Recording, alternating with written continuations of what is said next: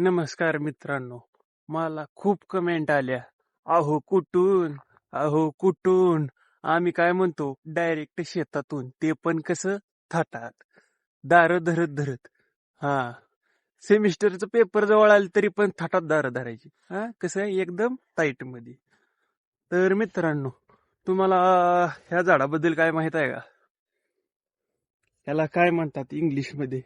जर माहित असेल तर सांगा. आमच्या इकडं तर याला तुरीचे झाड म्हणतात. पर इंग्लिश मध्ये काय आपला पाय मोडकाय बरं का. इंग्लिश मध्ये आपल्याला काय ह्याचं माहित नाही. तर मित्रांनो, तुम्हाला माहित असेल तर खरंच कमेंट करा बरं का. कारण की आपल्याला जरा थोडी इंग्लिश सुधारायची आहे. जग पुढे चाललंय, आपण मागच आहो. काय म्हणणं आहे तुमचं? शेतकऱ्यानं पण मोहरी गेलं पाहिजे.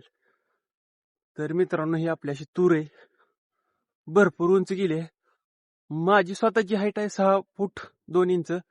तर ही 7 फुटाच्या पण वरी गेली आहे तूर. तर ह्याच्यावरून अंदाज लावू शकता तूर किती उंच गेली. तुरीला आता सध्या दारं चालू आहेत, पाणी द्यायला चालू आहे.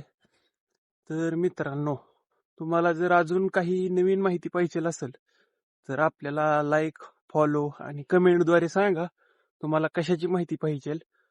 मी प्रयत्न करील माहिती द्यायचा. चालतंय मित्रांनो, कमेंट करायला विसरू नका.